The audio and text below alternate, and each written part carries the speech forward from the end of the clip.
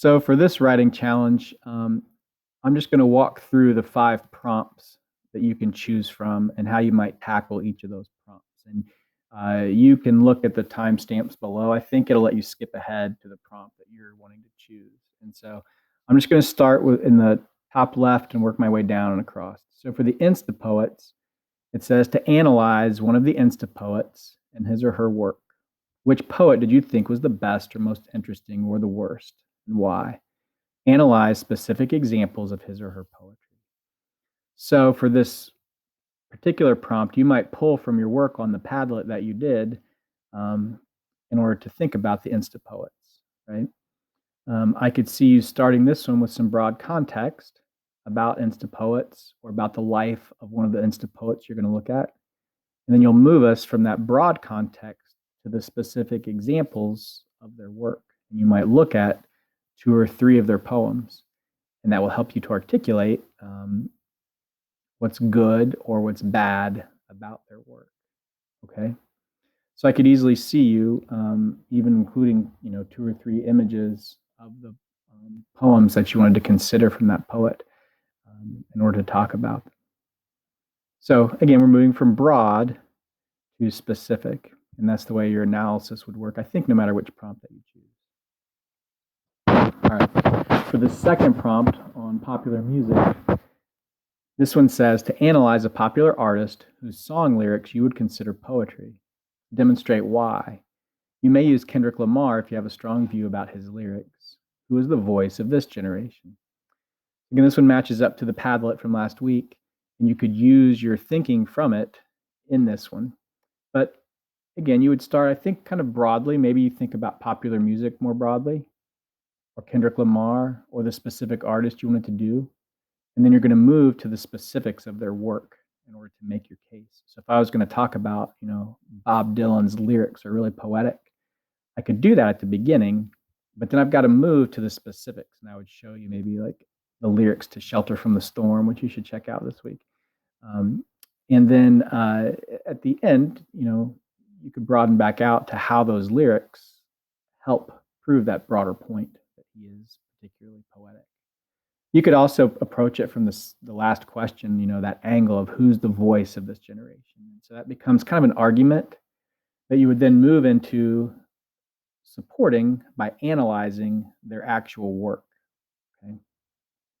All right, the third one is contemporary poets. It says to analyze a poem that you read this week.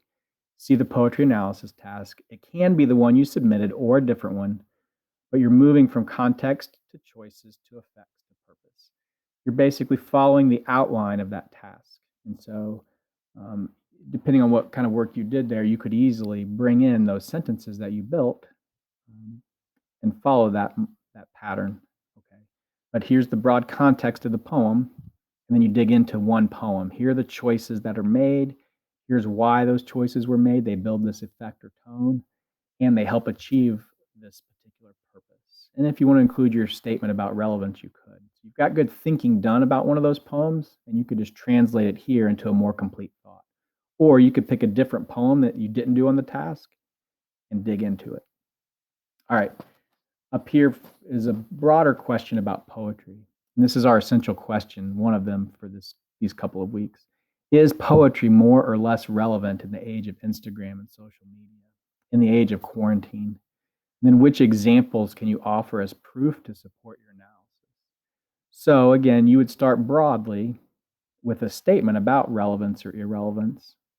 And then you're going to move to those examples that help prove what you're thinking. You could do this inductively and pose it as a question. Is it relevant? You could look at some examples and then draw a conclusion. Or you could give us your conclusion more deductively at the very beginning and say, it's not, or it is, and here's why, and move us to those examples that you think help to prove it. All right, finally, I'm giving you an option to write your own. And so maybe you're tired of doing analysis and you've got some poems built up inside of you from staring out your window these last 6 weeks. But you could do this a couple of ways. You could do a poem like you've seen examples of these last couple of weeks. You could do song lyrics because we've looked at those as well. You could do Insta poems and emulate the format that you saw there. You could use, tried to give you some starting points. I know there's a million, but you could do something about your experience over these past few weeks. I think there's lots to process there, and poetry is one way to process it. Same with song lyrics. I gave you a site from Poetry Foundation for National Poetry Month. They've been giving prompts every day. Some are, they have it set up for like old people, high schoolers, young people. So you could click, there's a variety of prompts that are interesting. Some are like, try this specific format. Some are more about like, brainstorm this and then turn that brainstorm into a poem. But they're fun. I've tried a few of them. Or another poetry prompt I love is just to pick a photograph, a picture from your feed, and tell the story of that photo. So what can you see? And that's an easy first stanza. Like what's visually depictable that you can describe with sensory details. And then in the second stanza, you kind of move into what's not seen. You know, what will we not understand about that photograph just by looking at it? And that's the backstories, perhaps, of the people. And so that would work for that one too. Anyway, you might have better ideas, and if you're a songwriter and you want to perform it, that would be fantastic. That would brighten my day. So I think if you do this last option, it asks you to give a little bit of explanation. I'll have that set up on Schoology where you put your poem or your song, and afterwards, just kind of a chance to say, like, here's what I was trying to do in this